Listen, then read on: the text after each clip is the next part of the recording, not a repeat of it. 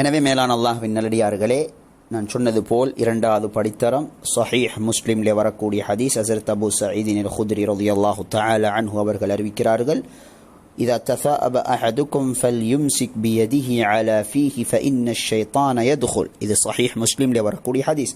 உங்கள் யாருக்காவது கொட்டாவி போனால் தன்னுடைய கையினால் வாயை மூடிக்கொள்ளட்டும், இறுக்கி பிடித்து கொள்ளட்டும், ஏனென்றால் நிச்சயமாக ஷைத்தான் நுழைந்து விடுவான். எப்படியாவது பெண்கள் வீட்டில் வேலை செஞ்சு கொண்டிருப்பாங்க, மாவு பெனஞ்சு கொண்டிருப்பாங்க, இல்லாட்டி இறைச்சி கழுவி கொண்டிருப்பாங்க, உடுப்பு கழுவி கொண்டிருப்பாங்க. அப்போ கையை வைக்க இயலாது. எப்படியாவது உட்கார்ந்து கொண்டிருந்தால் அந்த காலுடைய தொடையையாவது வாய்க்கிட்ட வச்சு, வாயை அந்த தொடைக்கிட்ட வச்சு வாய் எப்படியாவது மறைத்து கொள்ளணும். இல்லாட்டி கையுடைய அந்த புஜம் ஷோல்டர் அதை துண்டையாவது வாய்க்கிட்ட வச்சு வாயை மறைச்சி கொள்ளணும். இல்லாட்டி ஒரு புடவை துண்டையாவது எடுத்து வாயை மறைச்சி கொள்ளணும். எப்படியாவது வாய் மூடப்படணும். கையில் வேலை தானடி சும்மா இருக்காதீங்க.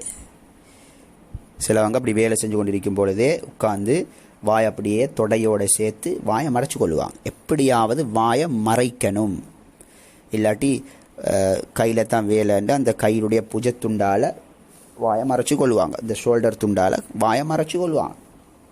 இல்லாட்டி ஒரு புடவை துண்டாவது எடுத்து வாயை மறைச்சி கொள்ளுது. எப்படியாவது மேலான அல்லாஹ்வின் நல்லடியார்களே, வாய் மூடப்படணும். வாய் மூடப்படணும். இதுதான் கொட்டாவியுடைய விடயத்திலே இரண்டாவது படித்தரம். அருமை நாயகம் ஸல்லல்லாஹு அலைஹி வஸல்லம் சொல்லி தந்த படித்தரம்.